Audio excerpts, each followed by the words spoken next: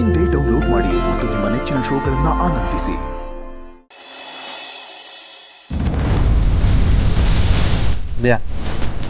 Prince ಅಂತಾನೆ ಮಾಡಿದ್ದಾರೆ. ತುಂಬಾನೇ ರಿಕ್ವೆಸ್ಟ್ ಮಾಡಿದೆ, ಆಗಲ್ಲ ಅಂತ ಹೇಳ್ಬಿಟ್ರು.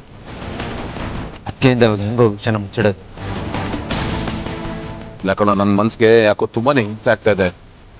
ಒಂದು ಸತ್ಯನ ಮುಚ್ಚಿಡಕ್ ಹೋಗಿ 1000 ಸುಳ್ಳು ಹೇಳೋ ಥರ ಆಗ್ತಾ ಇದೆ. ಎಲ್ಲ ಸಾಕು ಅಂತ ಅನಿಸ್ತಾ ಇದೆ ಕಣ. ಸುಳ್ಳಿನ ಮೇಲೆ ಸುಳ್ಳು ಹೇಳ್ಕೊಂಡಿರೋ ಬದ್ದು ಇರೋ ಸತ್ಯ ಹೇಳ್ಬೋದು ವಾಸಿ ಅಂತ ಅನಿಸ್ತಾ ಇದೆ ಕಣ. ಈಗ ಏನು ಹೇಳ್ತಾ ಇದ್ಯಾ? ಪ್ಲೀಸ್ ಅಂತ ಕೆಲಸ ಮಾಡಕ್ ಹೋಗ್ಬೇಡ ಕಣ. ಆಮೇಲೆ ದೊಡ್ಡ ಪ್ರಾಬ್ಲಮ್ ಆಗ್ಬಿಡುತ್ತೆ.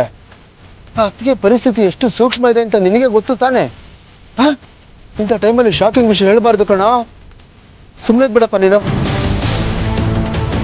ಇಲ್ಲ ಕಣ, ನನಗೆ ಈ ವಿಷಯ ಮುಚ್ಚಿಡಕ್ ಆಗ್ತಾ ಇಲ್ಲ ಅಂತ ನಾನು ಸೋಪ್ ಹೋಗ್ತಾ ಇದ್ದೀನಿ. ನನಗೆ ಬರ್ಡನ್ ಆಗ್ತಾ ಇದೆ ಕಣ. ನನ್ನ ಕಷ್ಟ ನಿಂಗೆ ಹೇಳಕ್ ಅರ್ಥ ಆಗ್ತಾ ಇಲ್ಲ. ನಿನ್ನ ಪರಿಸ್ಥಿತಿ ನನಗೆ ಅರ್ಥ ಆಗುತ್ತೆ ಕಣ. ಸ್ವಲ್ಪ ಅತ್ತಿಗೆ ಬಗ್ಗೆ ಯೋಚನೆ ಮಾಡೋ. ಬಗ್ಗೆ ಯೋಚನೆ ಮಾಡಿದ್ರೆ ಇನ್ನೂ ಟೆನ್ಷನ್ ಜಾಸ್ತಿ ಆಗುತ್ತೆ ನನಗೆ. ಇವಾಗ ನಾನು ಸತ್ಯನ ಮುಚ್ಚಿಟ್ಟು ಮುಂದೆ ಯಾವತ್ತೋ ಒಂದಿನ ಗೊತ್ತಾಗುತ್ತಲ್ಲ, ಅವಾಗ ನಾನು ಏನು ಅಂತ ಹೇಳಿ ಹೇಗೆ ಫೇಸ್ ಮಾಡ್ಲಿ ಹೇಳು? ಅವ್ರ ಕಣ್ಣಲ್ಲಿ ನಾನು ದೊಡ್ಡ ಅಪರಾಧಿ ಆಗಿರ್ತೀನಿ, ಯಾವ್ದು ಪ್ರಯೋಜನಕ್ಕೆ ಬರಲ್ಲ. ಅಷ್ಟು ದೊಡ್ಡ ದ್ರೋಹನ ನನ್ಗೆ ಯಾಕೆ ಮಾಡಿದ್ರಿ ಅಂತ ಕೇಳಿದ್ರೆ ನಾನು ಏನ್ ಹೇಳಿ, ಹೇಗೋ ಸಮಾಧಾನ ಮಾಡ್ಲಿ? ಅಪ್ಪ, ಮುಂದಿಂದಂಗಿರ್ಲಿ, ಇವಾಗಿಂದ ಹೇಳೋ. ಈ ಶಾಕಿಂಗ್ ವಿಷಯ ಹೇಳಿದ್ರೆ ಅವ್ರಿಗೆ ಪರಿಸ್ಥಿತಿ ಹೆಂಗಿರುತ್ತೆ ಹೇಳು? ಏನು ಉತ್ತರ ಕೊಡ್ತೀಯ? ಏನ್ ಸಮಾಧಾನ ಮಾಡ್ತೀಯಾ? ಇವಾಗಿಂದ ಯೋಚನೆ ಮಾಡು. ಇಲ್ಲ, ಅವ್ರು ಹೇಗೆ ಅಂತ ನನಗೆ ಗೊತ್ತು. ನೋಡೋ, ನಮ್ಮಿಬ್ರು ಸಂಬಂಧ ಎಲ್ಲರ ಥರ ಅಲ್ಲ ಕಣ. ನಮ್ಮಲ್ಲಿ ಏನೇ ಕುಂದು ಕೊರತೆ ಇದ್ರು ಅದನ್ನ ಇಬ್ರು ಅಕ್ಸೆಪ್ಟ್ ಮಾಡ್ಕೋತೀವಿ. ಸೊ ಹೇಳೋ ರೀತಿಲಿ ಹೇಳಿದ್ರೆ ಅವ್ರಿಗೆ ಅರ್ಥ ಆಗುತ್ತೆ ಕಣೋ. ಅವ್ರು ಸಮಾಧಾನ ಮಾಡ್ಕೋತಾರೆ. ಸೊ ಹೇಳ್ಬಿಡೋದೇ ಬೆಟ್ರ್ ಅಂತ ಅನಿಸ್ತದೆ ಕಣೋ. ಹೇಳ್ಬಿಡ್ತೀನಿ ಕಣೋ, ಹೇಳ್ಬಿಟ್ಟು ಹಗರಾಗ್ಬಿಡ್ತೀನಿ ಗೆಳೆಯ. ಮಾಮೂಲಿ ಟೈಮಲ್ಲಿ ಆಗಿದ್ರೆ ನೀನು ಹೇಳಿದ್ ಸರಿ, ನೀನು ಹೇಳಿದನ್ನ ಅರ್ಥ ಮಾಡ್ಕೋತಾರೆ. ಅವ್ರು ಆ ಥರದವ್ರಲ್ಲ. ಆದ್ರೆ ಈಗ ಅವ್ರ ಪರಿಸ್ಥಿತಿ ಏನ್ ಹೇಳು? ಹಸಿ ಬಾಣಂತಿ ಕಣೋ. ಇಂಥ ಟೈಮಲ್ಲಿ ಅವ್ರ ಬುದ್ಧಿ, ದೇಹ, ಮನಸ್ಸು ಯಾವ್ದು ಅವ್ರ ಮಾತನ್ನ ಕೇಳಲ್ಲ ಕಣೋ. ಸ್ವಲ್ಪ ಹೆಚ್ಚು ಕಮ್ಮಿ ಆದ್ರೂ ಬೇರೆ ತರನೇ ಆಗ್ಬಿಡುತ್ತಪ್ಪ. ಅದಕ್ಕೆ ಹೇಳ್ತಾ ಇದೀನಿ ಗೆಳೆಯ, ಇಂಥ ಟೈಮಲ್ಲಿ ನಾವು ಎಚ್ಚರಿಕೆ ವಹಿಸೋದು ತುಂಬಾ ಒಳ್ಳೇದು. ಯಾವುದೇ ಕಾರಣಕ್ಕೂ ರಿಸ್ಕ್ ತಗೋಬಾರ್ದು ಕಣೋ. ಆಮೇಲೆ ಒಂದ್ ಹೋಗಿ ಇನ್ನೊಂದು ಆಗ್ಬಿಟ್ರೆ ಸಿಕ್ಕಾಪಟ್ಟೆ ಒದ್ದಾಡಂಗ್ ಆಗ್ಬಿಡುತ್ತಪ್ಪ. ದಯವಿಟ್ಟು ಅಂತ ಅನಾಹುತ ಆಗೋದಕ್ಕೆ ಅವಕಾಶ ಮಾಡ್ಕೊಡ್ಬೇಡ. ನೀನ್ ಸತ್ಯ ಹೇಳ್ಬೇಕು, ಆದ್ರೆ ಅದು ಈಗಲ್ಲಪ್ಪ. ಅದನ್ನ ಮುಂದಕ್ಕೆ ತಳ್ಬಿಡು. ಮುಂದಕ್ಕೆ ಯಾವತ್ತಾದ್ರೂ ಹೇಳ್ಕೊಂಡ್ರಾಯ್ತು. ಇಲ್ಲ ಕಣ ಆನಂದ, ಕಷ್ಟ ಆಗ್ತಾ ಇದೆ, ಸಹಿಸ್ಕೊಳಕ್ ಆಗ್ತಾ ಇಲ್ಲ. ಸಹಿಸ್ಕೊಳ್ಳೇಬೇಕು ಕಣೋ. ಈಗ ನಮಗ್ ಬೇರೆ ದಾರಿನೇ ಇಲ್ಲ. ನೀನೇ ಹೇಳ್ದಲ್ಲೋ, ಮೊನ್ನೆ ಸುಧಾ ಗಂಡ ಮಗುನ ಮುಟ್ಟಕ್ ಹೋಗ್ತಿದ್ದಂಗೆನೆ ಅದಕ್ಕೆ ಭಯ ಆಯ್ತು, ತಲೆ ಸುತ್ತ ಬಂದು ಬಿದ್ದೋದ್ರು ಅಂತ. ಮಗುನ ಮುಟ್ಟಕ್ ಹೋಗಿದ್ದಕ್ಕೆ ಹಾಗಾಯ್ತಲ್ಲ, ಇನ್ನು ತನ್ನ ಮಗು ಕಳೆದೋಗಿದೆ ಅನ್ನೋ ವಿಷಯ ಗೊತ್ತಾದ್ರೆ ಅವ್ರಿಗೆ ಏನಾಗ್ಬೇಡ ಹೇಳು? ಈ ಸದ್ಯಕ್ಕೆ ಹೇಳೋದೇನು ಬೇಕಾಗಿಲ್ಲ. ಈಗ ಟ್ವಿನ್ಸ್ ಅಂತ ಇದ್ರಲ್ಲಿ ಮೆನ್ಷನ್ ಆಗಿದೆಯಲ್ಲ, ಇದನ್ನ ಹೇಗ್ ಬ್ಯಾಲೆನ್ಸ್ ಮಾಡೋದು ಅದನ್ನ ಯೋಚನೆ ಮಾಡು. ಹೇಗ್ ಮಾಡೋದು ಗೆಳೆಯ? ಡಾಕ್ಟರ್ ಕರ್ಣ ಅವ್ರ ಸಜೆಷನ್ ತಗೊಂಡ್ರೆ ಅವ್ರು ಹೆಲ್ಪ್ ಮಾಡ್ಬೋದು ಕಣೋ.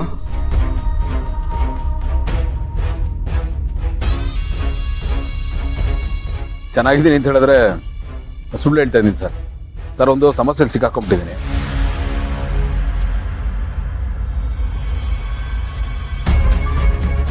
ಸಿಗ್ತೀರಾ ಸರ್? ಓ ಹೌದಾ, ಸರಿ ಸರ್.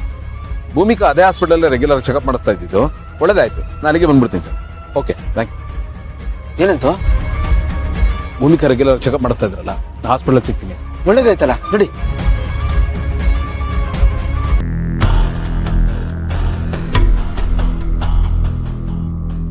ಗೆಳೆಯ, ಜಾಸ್ತಿ ಟೆನ್ಷನ್ ಮಾಡ್ಕೋಬೇಡ, ಎಲ್ಲ ಒಳ್ಳೇದೇ ಆಗುತ್ತೆ ಕಣೋ.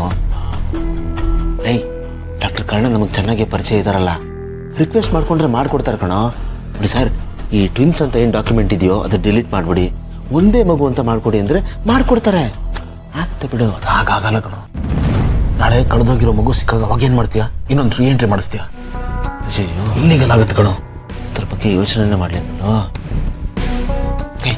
ಅದಕ್ಕೊಂದು ಐಡಿಯಾ ಇದೆ ಕಣ. 2 ಸೆಟ್ ಆಫ್ ಡಾಕ್ಯುಮೆಂಟ್ ಮಾಡ್ಕೊಡಿ ಅಂತ ಕೇಳೋಣ. ಟ್ವಿನ್ಸ್ ಅಂತ ಒಂದು, ಒಂದೇ ಮಗು ಅಂತ ಒಂದು. ಮಗು ಸಿಗೋವರೆಗೂ ಆ ಟ್ವಿನ್ಸ್ ಅಂತ ಇರೋ ಡಾಕ್ಯುಮೆಂಟ್ನ ಸಪ್ರೇಟ್ ಆಗಿ ಹೇಳೋಣ. ಸಿಕ್ಕಿದ್ಮೇಲೆ ಅದನ್ನ ಬಳಸ್ಕೊಳ್ಳೋಣ.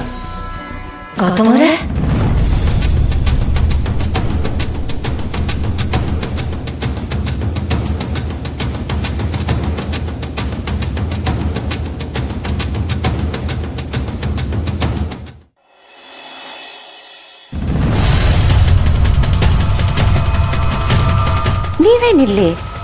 ಅದು ಸುಮ್ಮನೆ ಬಂದ್ವಿ. ಸುಮ್ಮನೆ ನಾನು ಕಾಲ್ ಮಾಡಿ ಕೇಳಿದ್ದಕ್ಕೆ ಇಂಪಾರ್ಟೆಂಟ್ ಮೀಟಿಂಗ್ ಇದೆ ಅಂದರೆ ಅದಕ್ಕೆ ನಾನು ನಿಮ್ಮನ್ನು ಕರೆದಿಲ್ಲ. ಮಗು ವ್ಯಾಕ್ಸಿನೇಷನ್ ಹಾಕಬೇಕಿತ್ತು, ಸೊ ನಾನು ಸುಧಾನ್ ಕರ್ಕೊಂಡ್ಬಂದೆ. ಫ್ರೀ ಆಗಿದ್ದಿದ್ರೆ ನಾನು ನಿಮ್ಮನ್ನು ಕರಿತಿರ್ಲಿಲ್ವಾ? ಅಲ್ಲ, ಅದು ಮೀಟಿಂಗ್ ಇತ್ತು. ಅದು ಇದು ಡಾಕ್ಟರ್ ಕರ್ಣ ಫೋನ್ ಮಾಡಿದ್ರು, ಅದಕ್ಕೋಸ್ಕರ ಬಂದ್ವಿ. ಡಾಕ್ಟರ್ ಕರ್ಣ ಫೋನ್ ಮಾಡಿದ್ರಾ? ಯಾಕೆ ಏನಾಯ್ತು? ಏನಿಲ್ಲ ರೀ, ಏನಿಲ್ಲ. ಅದು ಇದು ಮಗು ಡೆಲಿವರಿ ಆಯ್ತಲ್ಲ. ಮಗುಗೇನಾದರೂ ಆಗಿದೆಯಾ? ಅರೆ ವೆಯ್ಟ್, ಮಗುಗೇನು ಆಗಿಲ್ಲ. ಅದು ಮಗು ಆದಾಗ ಆದ್ಮೇಲೆ ನಾನು ಅವ್ರಿಗೆ ಸಿಕ್ಲಿಲ್ಲ, ಥ್ಯಾಂಕ್ಸ್ ಹೇಳಿಲ್ವಲ್ಲ, ಸೊ ಅದಕ್ಕೆ ಒಂದು ಥ್ಯಾಂಕ್ಸ್ ಹೇಳ್ಬಿಟ್ಟು ಹೋಗೋಣ ಅಂತ ಬಂದ್ವಿ. ಥ್ಯಾಂಕ್ಸ್ ಹೇಳೋದಕ್ಕೆ ಎಲ್ಲಿಗೆ ಯಾಕೆ ಬರಬೇಕಿತ್ತು? ಫೋನ್ ಮಾಡಲೇ ಥ್ಯಾಂಕ್ಸ್ ಹೇಳ್ಬೋದಾಗಿತ್ತಲ್ಲ. ಇಲ್ಲ, ಏನದು ಕೈಯಲ್ಲಿ? ಇದು ಮಗು ಇದು ಅದೇ ಮಗುಗೇನೋ ಆಗಿದೆಯಾ? ಮಗುಗೇನೋ ಪ್ರಾಬ್ಲಮ್ ಇದೆಯಾ? ಏನಿದೆ ರಿಪೋರ್ಟ್? ಏನು ಇದು ಡಿಸ್ಚಾರ್ಜ್ ಸಮ್ಮರಿ ಅಷ್ಟೇ ರೀ, ಏನು ಆಗಿಲ್ಲ. It's not A report. ಸರಿ, ನಾನು ನೋಡ್ತೀನಿ. ನೀವು ನೋಡೋಂಥ ರಿಪೋರ್ಟ್ ಅಲ್ಲ ರೀ. ಅಲ್ಲ ರೀ, ನೀವು ಇಷ್ಟೊತ್ತಿಗೆ ಬರ್ತೀನಿ ಅಂತ ನಾನು ಹೇಳಿದ್ರೆ ನಾನು ಬರ್ತಾ ಇದ್ದೆ ತಾನೆ. ನೀವು ಒಬ್ಬರೇ ಬಂದಿದ್ದಾರಲ್ಲ. ನೀವು ಟಾಪಿಕ್ನ ಡೈವರ್ಟ್ ಮಾಡ್ಬಿಡಿ. ಅದರಲ್ಲಿ ಏನಿದೆ ಅಂತ ತೋರಿಸಿ. ನೀವು ಕೊಡಿ, ನಾನು ನೋಡ್ತೀನಿ ಒಂದ್ಸಲ. ಹೆಂಗ್ ಹೇಳೋದು? ಅಪ್ಪ ಹೇಳಪ್ಪ ನೀನೆ. ಏನಿಲ್ಲ, ಅದಕ್ಕೆ ಬರೀ ಸಮ್ಮರಿ ಅಷ್ಟೇ ಇದು. ಇಲ್ಲ, ನೀವೆಲ್ಲರೂ ಏನೋ ಮುಚ್ಚಾಡ್ತಿದ್ರ, ಸುಳ್ಳು ಹೇಳ್ತಿದ್ರ. ನೋಡಿ, ಮಗುಗೆ ಏನಾದ್ರು ಆಗಿದೆ, ನಮ್ಮ ಮಗುಗೆ ಏನಾದ್ರು ಪ್ರಾಬ್ಲಮ್ ಇದೆ ಇದ್ರೆ ಹೇಳಿ. ಇಲ್ಲ ಹೇಳಿದ್ರೆ ನಾನು ಫಸ್ಟ್ ಭೂಮಿಕಾ ಅವರೇ,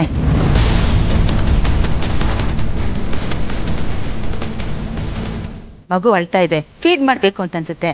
ನೀವು ಹೋಗಿ ಫೀಡ್ ಮಾಡಿ, ಕರ್ಕೊಂಡೋಗಿ. ಹೋಗಿ ಸರ್, ಡಾಕ್ಟರ್ ಕರ್ಣ ಅವ್ರು ಕರೀತಾ ಇದ್ದಾರೆ, ನೀವು ಬನ್ನಿ ಸರ್.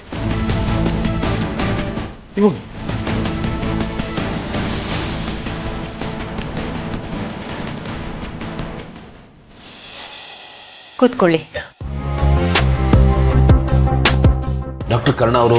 ಕರ್ಣ ಸಾರು ಸರ್ಜರಿಲಿ ಬ್ಯುಸಿ ಆಗಿದ್ದಾರೆ, ಹಾಗಾಗಿ ನನ್ನನ್ನೇ ಅಟೆಂಡ್ ಮಾಡಕ್ಕೆ ಹೇಳಿದ್ರು. Thank you doctor. ಗೊತ್ತಿದ್ದೋ ಗೊತ್ತಿಲ್ಲದೇನೋ ಕರೆಕ್ಟ್ ಟೈಮಿಗೆ ಬಂದು ನಮ್ಮನ್ನು ಸೇವ್ ಮಾಡಿದ್ದೀರಾ. It's okay. ಏನು ನಿಮ್ಮ ಪ್ರಾಬ್ಲಮ್ ಹೇಳಿ? ಕರ್ಣ ಸರ್ ಡೀಟೇಲಾಗಿ ನನಗೇನು ಹೇಳಿಲ್ಲ. ನನ್ನ ವೈಫಿಗೆ ಡಾಕ್ಟರ್ ಕರ್ಣ ಅವರೇ ಹೆರಿಗೆ ಮಾಡಿಸಿದ್ದು. ಟ್ವಿನ್ಸ್ ಹುಟ್ಟಿದ್ವು. ಬಟ್ ಒಂದು ಮಗು ಹುಟ್ಟಿದಾಗೇ ಕಿಡ್ನಾಪ್ ಆಗೋಯ್ತು.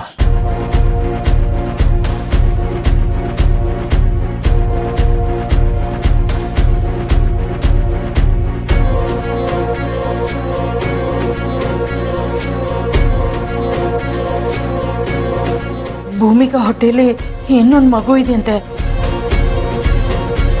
Congratulations again, it's a bye.